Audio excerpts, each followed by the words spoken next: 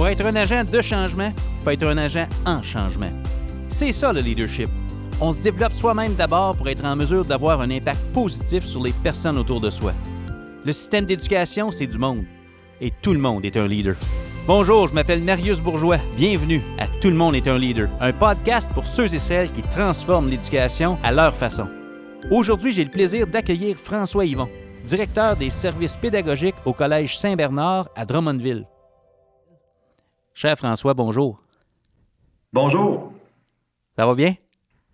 Ça va très bien. Ça va très bien. Dangereusement bien. Dangereusement bien. Merci tellement d'accepter notre invitation. Merci à toi. J'allais te remercier. Tout le monde est un leader, mais c'est qui tout le monde et qui suis-je? Donc, je me suis posé plein de questions quand tu m'as invité. Euh, non, sans blague, merci. J'apprécie l'occasion. Hey, ça me fait plaisir. Écoute, l'idée, c'est de peut-être mettre des mots sur le leadership, se partager nos visions du leadership. Le but, c'est de toujours améliorer. En éducation, on œuvre dans un contexte d'amélioration continue.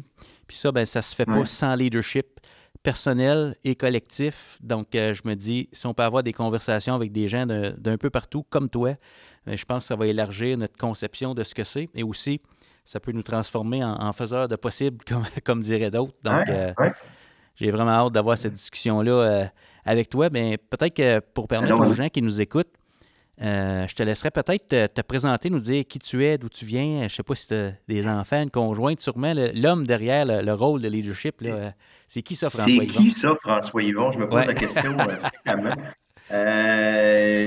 Écoute, je suis directeur des services pédagogiques au Collège Saint-Bernard, comme tu l'as dit. Avant tout, un être humain, un papa de deux merveilleux enfants, jumeaux jumelles, qui sont rendus au cégep maintenant, qui font résonner le père. Conjoint, amoureux depuis 26 ans maintenant, 20 ans de mariage cette année, très, très fier. Qui suis un enseignant de formation qui a fait à peine 5 ans et qui, à l'âge de 27 ans, a vu une annonce passer pour être directeur adjoint dans 2 écoles primaires à la commission scolaire ici à Drummondville. Puis, je me suis dit, non, je suis ben trop jeune, c'est pas pour moi. À un moment donné dans ma carrière, je vais faire ça. Ouais. Puis, j'étais allé m'asseoir avec ma directrice de l'époque qui m'avait dit, pourquoi tu n'essayes pas? Je dis parce que j'ai 27 ans, je suis beaucoup trop jeune, puis directeur d'école, mais pourquoi tu n'essayes pas? Et ça m'a trotté sur pourquoi tu n'essaies pas. Puis c'était vendredi après-midi, puis lundi midi, ma candidature était déposée, puis j'étais parmi les 3 candidats sur 10 retenus, et puis le reste, c'est du passé. Puis je suis depuis presque une quinzaine d'années ici au collège maintenant, dans ce merveilleux poste qui a été transformé. J'ai été une 12aine d'années à la direction du préscolaire primaire. Puis quand on a fusionné les deux, quand le conseil d'administration puis la direction générale ont décidé de fusionner les 2 postes et de faire un seul poste préscolaire primaire secondaire au service pédagogique, on a cogné à ma porte et ça a été un défi qui m'intéressait énormément. C'est ma 2e année maintenant dans cette chaise-là et les souliers sont de plus en plus confortables. Tant mieux. Je suis vraiment content. Mais donc 27 ans, tu as commencé à la direction adjointe à 27 ans, avec l'encouragement d'une leader de l'époque qui t'a peut-être amené à remettre en question ton discours intérieur. Des fois, quand on veut passer à une prochaine étape dans notre vie, on se dit, c'est-tu moi? Est-ce qu'on s'identifie à ça? Est-ce que c'est prétentieux? Est-ce que je suis prêt? Moi, je serais curieux de te poser la question, tu sais. Tu te dis un peu plus confortable dans ton nouveau rôle. François Yvon, le directeur adjoint à 27 ans, puis François Yvon, aujourd'hui, qu'est-ce qui est pareil? Qu'est-ce qui change? J'avais des cheveux noirs à l'époque. C'est une blague. Pas de Just for Men. Non, interdit. Non, interdit. Ma blonde ne veut pas, puis moi non plus. Oui. Mais sérieusement, entre ton entrée dans la profession d'administrateur ou de cadre, puis aujourd'hui, est-ce que tu vois, selon toi, parce que tu sais, des fois, on évolue comme personne, mais on ne se voit pas aller, mais avec du recul, est-ce que tu as réfléchi à ça? S'il y a une différence dans ta façon d'approcher ton poste, puis ce serait quoi ces différences-là? Je serais curieux de t'entendre à ce sujet-là. Humblement, Marius, tu sais, j'ai réfléchi à tous les jours à ça pour vrai, sincèrement. Puis OK, plus je pour vrai, vieillis, on hein? dirait plus je gagne en sagesse. Je gagne pas OK, juste en cheveux gris. Je ne sais pas s'il y a OK. un lien entre les deux. Ouais, Mais tu sais, quand on commence dans le métier, puis surtout à 27 ans, on est beaucoup plus. Écoute, on veut faire des crochets sur la liste, hein. On est oui, beaucoup plus prompt, on est beaucoup. Je dis pas que je suis plus dans l'action, je dis pas que je veux plus faire de crochets, mais tabarouette, ça rentre au poste. On prend pas le temps de reculer, d'admirer, d'apprécier ou d'analyser ou de juger. OK.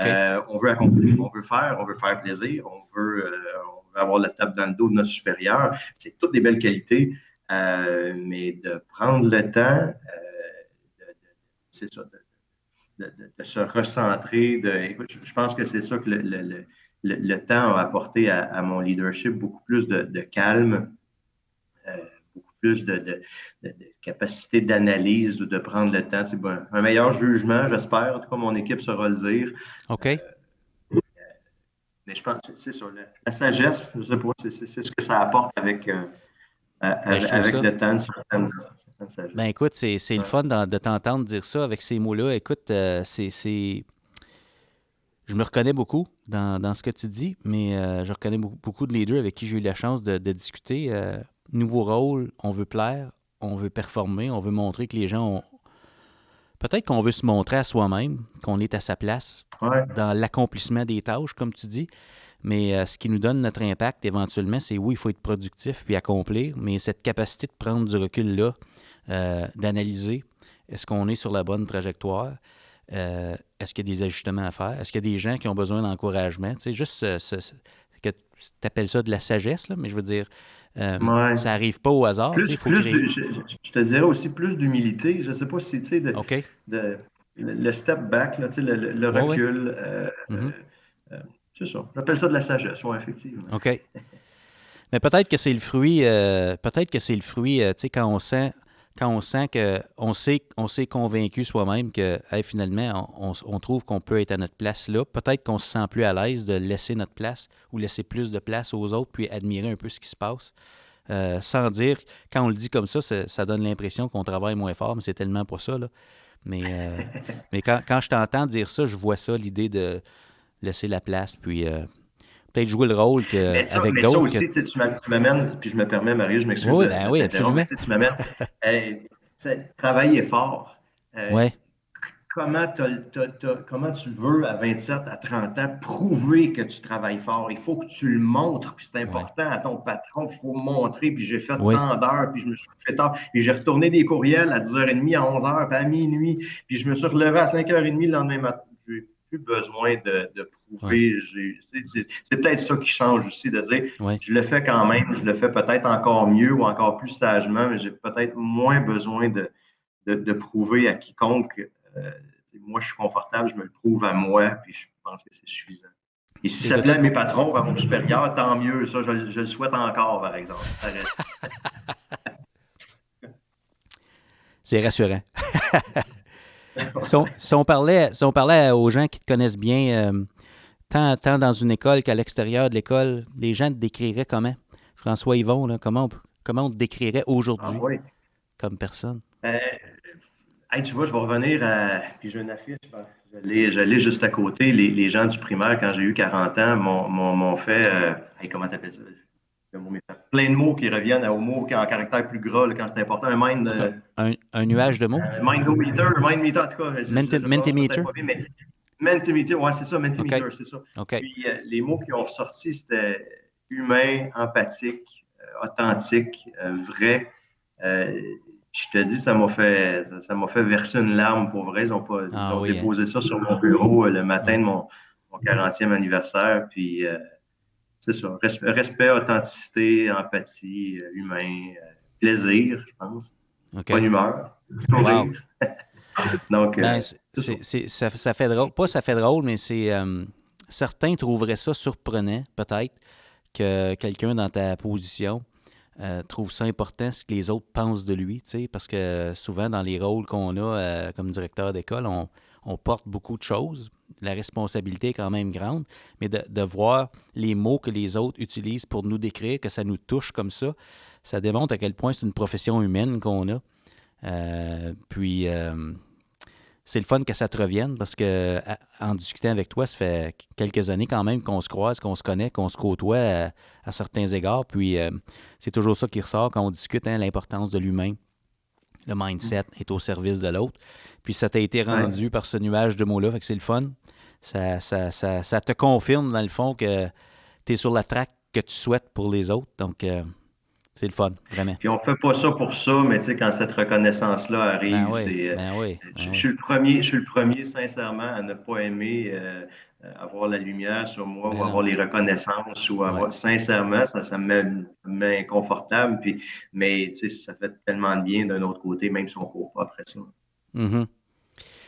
Peut-être que ça a toujours été dans ta nature, je veux dire, c'est une supposition que je fais, puis tu corriges-moi si j'ai tort, mais si tu avais à...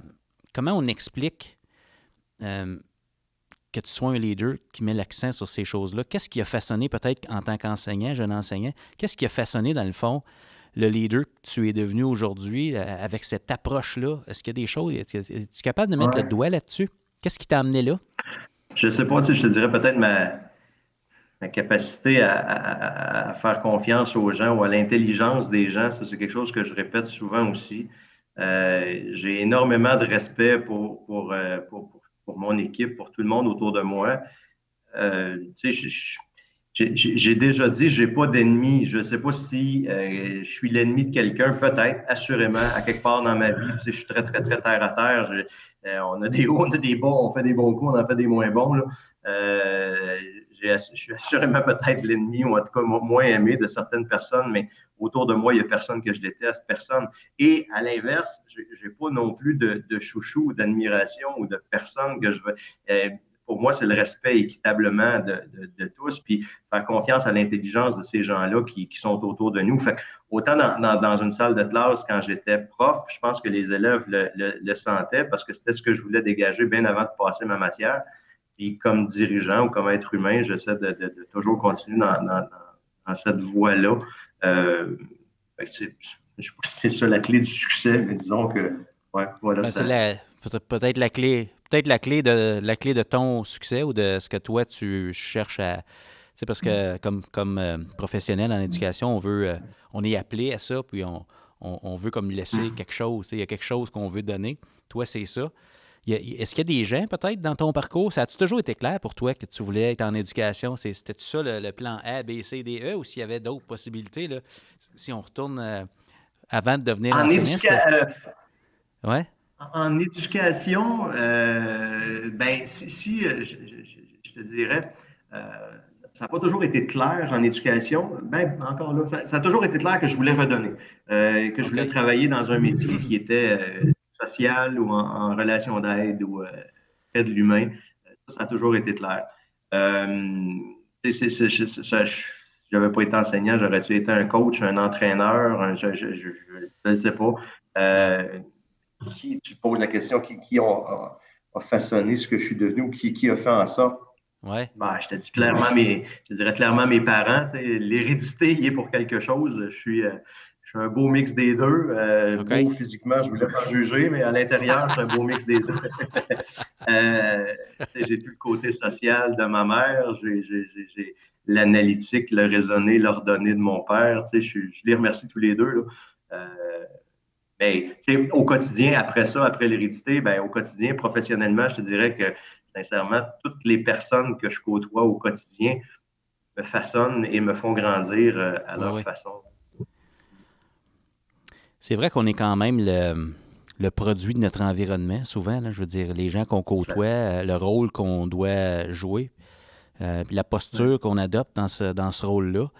Euh, Ouais. avec tout ce vécu-là, tu sais, tes parents, ton héritage, qu'on pourrait dire familial, mais aussi ton héritage professionnel, parce que tu as côtoyé différentes personnes.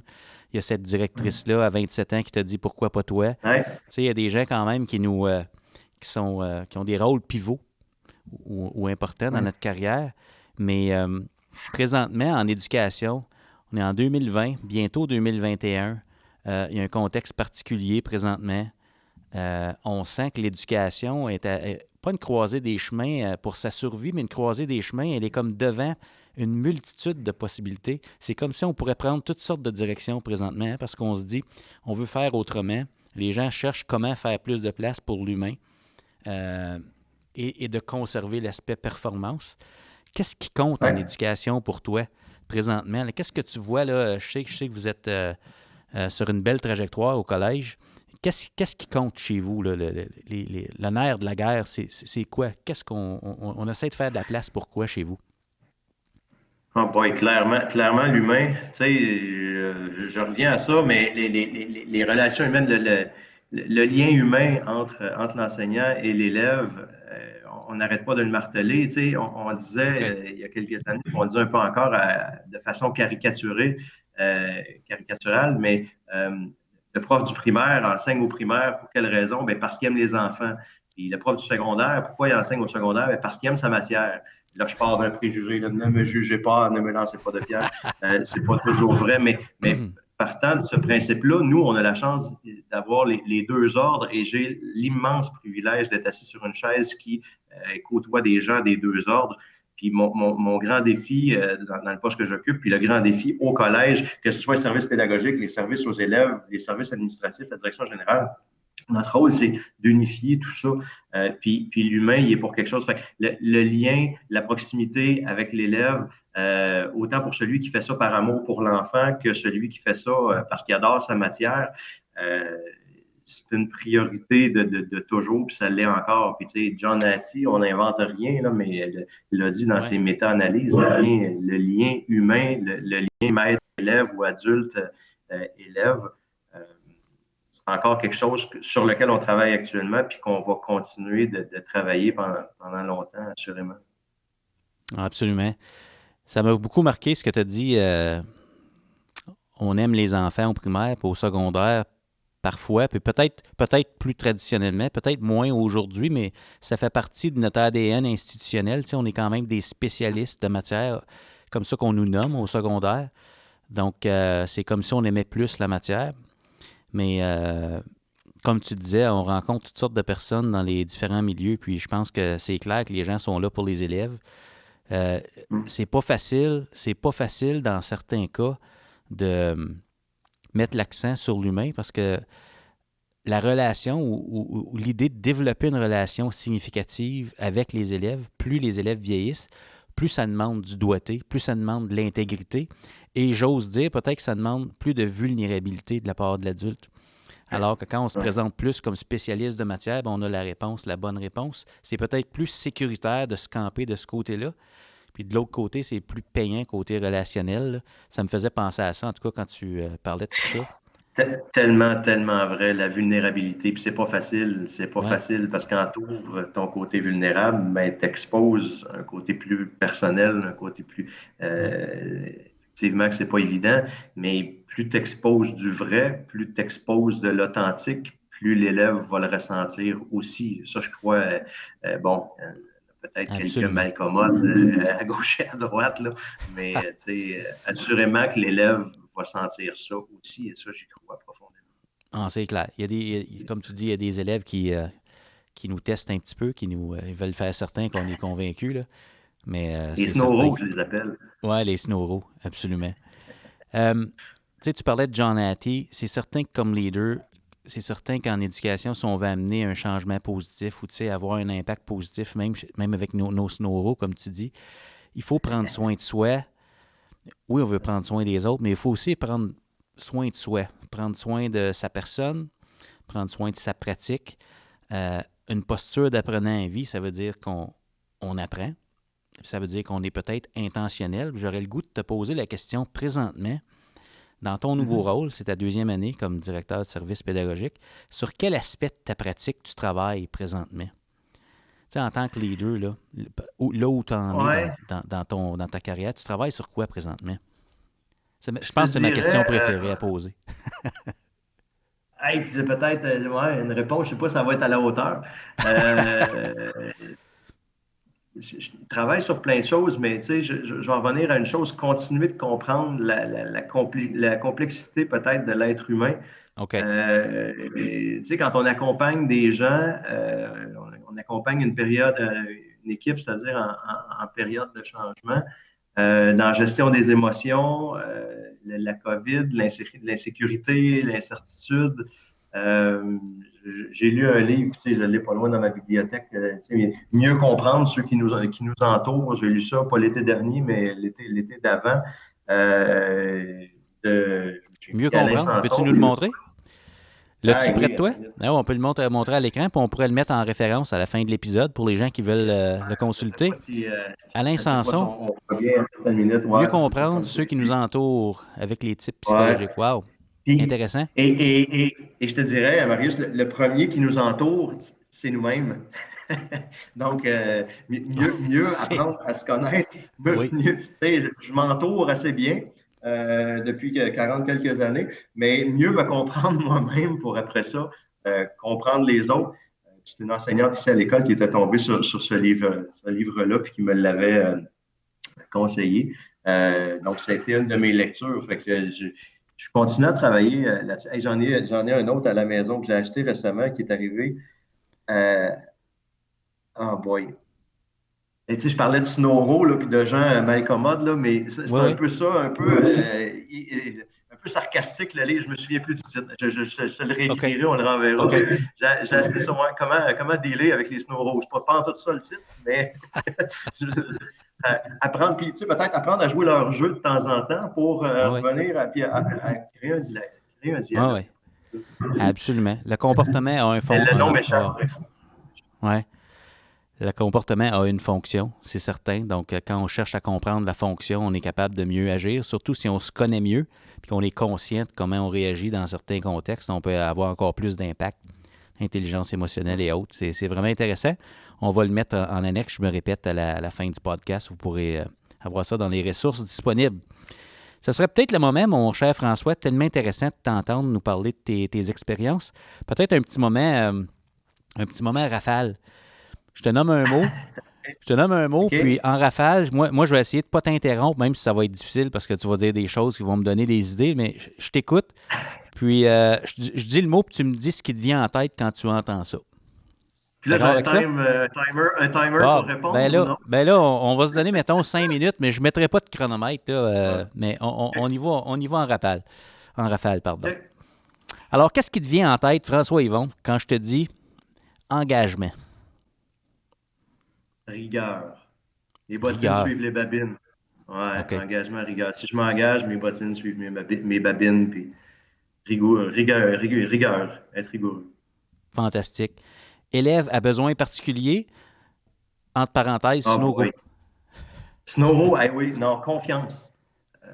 Confiance, patience, persévérance, Mhm. étincelle, c'est le premier mot qui me vient en tête, Étincelle. tiens, Ah, wow, étincelle, j'aime ça. parce que les snowros sont pleins de gaz, puis tu y mets l'étincelle, mon ami, puis tu peux pas croire ce qui peut arriver. Ouais, non, confiance en eux, Absolument. Et puis, je tiens à préciser que les élèves à besoins particuliers, c'est pas tous des snoros, on s'entend. Ah Euh, non, mais non, c'est pas la même chose. Il y en a que non. c'est un heureux mélange, mais les élèves à besoins particuliers, besoin des approches humaines et personnalisées, c'est certain. Alors, Et je pourrais étincelle, peut-être te tu me rejoins surprendre, beaucoup. mes amis seront à témoigner. Je fus Snowro à une certaine époque et je suis prêt à l'admettre. Donc, non, ce ne sont pas tous des élèves difficiles ou qui deviennent de mauvaises personnes. Prochain mot, évaluation. Yep. Sommative ou formative? C'est toi qui décides. Euh, si tu me dis sommative, je vais te dire photographie. OK. Si tu me dis formative, je vais te dire clairement processus, cheminement. Ouais. Oh, wow. OK. Collègue. Ah, boy, collègue. Pierre précieuse. Tiens. Coaching. Faire grandir. Collaboration. Ouais, pas le choix. Un must. Culture d'école. Inspirante, qui donne le goût. Changement. Ouais, opportunité, risque. Opportunité. Ouais. OK. L'équilibre. Oh boy. On parlait tantôt dans l'entrevue, moment présent. Ouais. Carpe diem, vive le moment présent. OK. Trouver l'équilibre. Ouais. Rétroaction. Devenir meilleur. Ouais. OK. S'améliorer, devenir meilleur. OK. Ta prochaine étape. Oh boy. Rentrer à la maison, souper. Faire la vaisselle. Ma prochaine étape, très bonne question. Continuer d'apprendre. Je te OK. dirais bien humblement. C'est ce qui nous nourrit, c'est ce qui garde la flamme allumée. Puis je suis fier de le dire, j'ai un père de 73 ans qui le mot retraite, il ne connaît pas.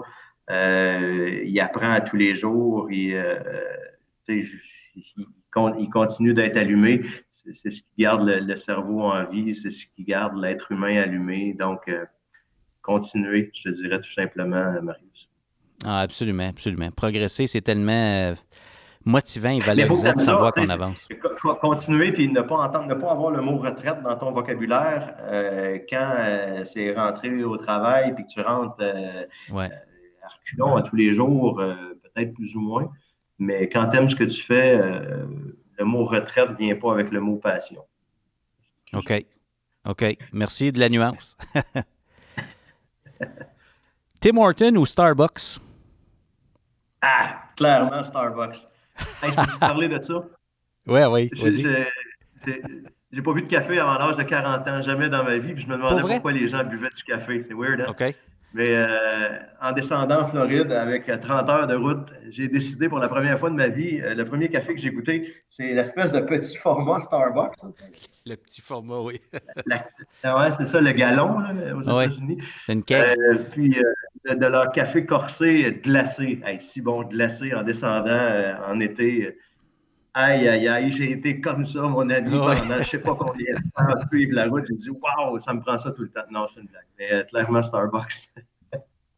Ah, c'est fantastique. Je te remercie beaucoup pour ça. Peut-être une petite dernière dans notre rafale. Sushi ou poutine en fin de soirée, mettons. Là. Hey, je t'aurais dit sushi jusqu'à il y a une semaine quand ma blonde a été malade, mon ami. Ah Je fais oui? attention à Poutine, mais là, je vais te dire Poutine. Je sais pas si... Surtout fin de soirée. Surtout fin de soirée. ben écoute, moi j'ai pas mon cours d'histoire en 3 parties sur l'historique de la poutine, mais on me dit que Drummondville, il y en a une bonne solide. Hey, Donc, ça vient d'ici. Ah oui. ouais, c'est de toute Moi, beauté. Giuseppe à Drummondville. Ouais. Giuseppe? OK. Yep. Il faut aller là. Peut-être dernier bloc de notre entretien. Écoute, Ouais. si on fait un zoom out, tu parlais peut-être tantôt de l'importance de ça, prendre du temps, du recul, voir les choses, l'évolution qu'on a comme leader dans notre carrière. Ça nous amène à avoir une vue d'ensemble, à être capable de mettre les choses en perspective. Puis si on se tourne vers l'avenir un peu, puis si tu sors du collège Saint-Bernard, puis tu regardes un peu l'éducation, on s'en va où présentement? Quelles pourraient être des priorités en éducation dans les 10 prochaines années, selon toi, si on regarde d'un point de vue systémique? Ça pourrait ressembler à quoi? Là, mettons que tu avais un pouvoir décisionnel à ce niveau-là, là, ça pourrait ressembler à quoi des priorités en éducation? Personnaliser l'apprentissage, je te dirais, de plus en plus. Tu sais, l'éducation, dans les 10 prochaines années, va être partout, va être en temps réel, va être, tu sais, l'environnement d'apprentissage, est-ce que ça va être encore l'école? Tu sais, l'école est un lieu pour socialiser, on le disait tantôt, puis c'est hyper important. Mais l'apprentissage se fait à l'école, se fait en ligne, se fait à la maison, au centre sportif, à la bibliothèque, se fait de façon synchrone et asynchrone, deux mots qu'on a mis dans notre jargon encore Ouais. davantage depuis le mois de mars. Je te dirais, ça prend tout un village pour élever un enfant, ben ça prend toute une équipe, puis équipe, école, parents, intervenants sportifs, artistiques et autres. un travail d'équipe, accompagner un enfant et éduquer un jeune. Je te dirais personnalisation de plus en plus, qui ne veut pas dire individualisation. Non. Personnalisation de l'apprentissage en temps réel et partout, en tout temps. Wow! Fantastique. Donc, dans les 10 prochaines années, si on pouvait viser à personnaliser l'éducation, puis quand je t'entends dire personnaliser, je me dis, j'imagine que ça donne du sens à pourquoi on l'apprend. Tu sais, si on veut l'étincelle pour l'apprentissage, si on parle d'une culture d'apprentissage, puis des apprenants à vie, ça veut dire, comme tu dis, les gens apprennent partout en tout temps. Puis ça veut dire qu'il y a un désir qui est là. Puis je pense que si on peut amener ce désir-là en éducation, ça va être le fruit de nos efforts intentionnels pour personnaliser l'éducation, parce que le système n'est pas nécessairement conçu pour le faire, mais je pense que le contexte actuel le demande et les outils qu'on a à notre disposition le permettent. Puis la posture qui se dessine de plus en plus en éducation chez les gens qui œuvrent en éducation accueille ce challenge-là qu'on a tous de personnaliser l'éducation. Alors, tout à fait, tout à fait. Alors, qu'est-ce qu'on te souhaite, mon cher François, en cette année ou dans les prochains mois? Qu'est-ce qu'on te souhaite dans la continuation de ta carrière? Tu as commencé à 27 ans. Tes filles sont au cégep. On grisonne un petit peu. Qu'est-ce qu'on te souhaite, là? Je te répondrai vite comme ça. De demeurer en santé. Oui. Puis en amour. Tiens, c'est beau. Demeurer en santé puis en amour. En amour professionnel puis en amour personnel. Ce serait tout simple. J'ai pas besoin d'autre chose, sincèrement. La santé, l'amour, donner de l'amour, recevoir de l'amour, le lien humain, le contact humain, faire grandir les gens, pouvoir les accompagner, les voir s'épanouir, être heureux. C'est tout ce qu'on peut se souhaiter. Puis je te dirais qu'il n'y a pas juste le Collège Saint-Bernard, il y a la planète entière qui en a vraiment besoin. Donc, c'est très ça. Absolument. Hey, écoute, François-Yvon, c'était un plaisir. Merci d'avoir accepté notre invitation. C'était un autre épisode de Tout le monde était un leader. À bientôt, mon cher. Merci, Marguerite. Le changement en éducation, c'est une occasion d'accomplir ensemble des choses extraordinaires. Tout ce qui est requis pour transformer l'éducation se trouve déjà dans nos écoles. Rappelez-vous, le système d'éducation, c'est du monde. Et tout le monde est un leader.